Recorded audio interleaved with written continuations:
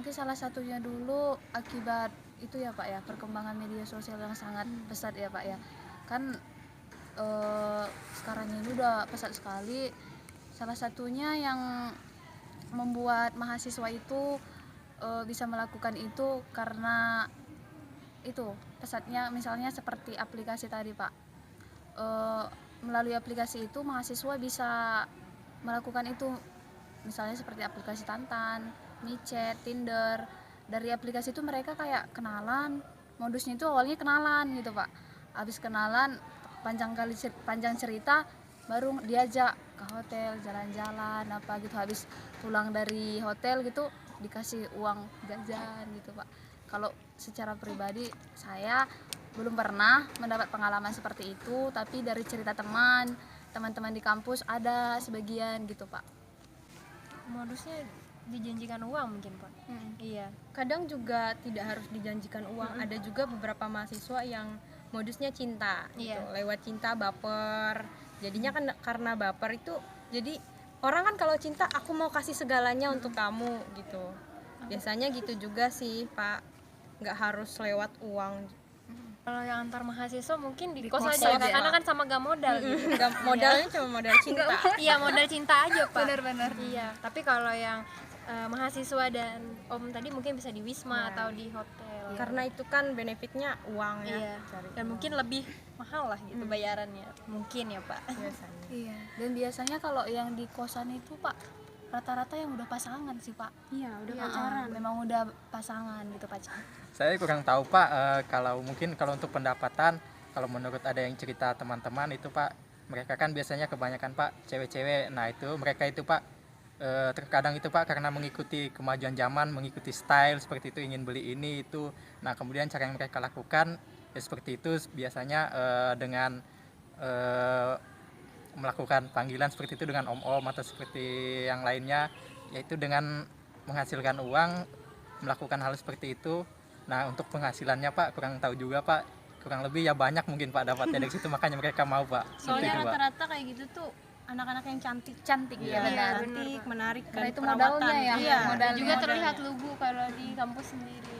Kita tidak bisa menebak ya Pak, karena kita tidak tahu juga. Kadang pun bisa nggak menyangka bahwa dia melakukan itu gitu Pak.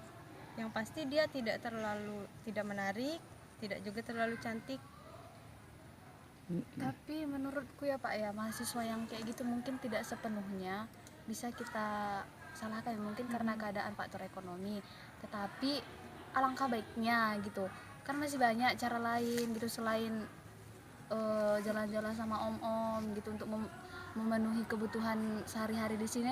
Apalagi misalnya nih kayak saya Pak, saya kan anak perantau nih di sini, jauh dari orang tua, apalagi pada masa pandemi seperti ini, kadang kiriman juga tersendat gitu, mungkin karena faktor itu juga mahasiswa melakukan itu gitu.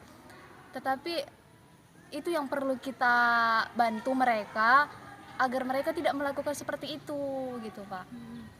Ada Pak, yakin ada.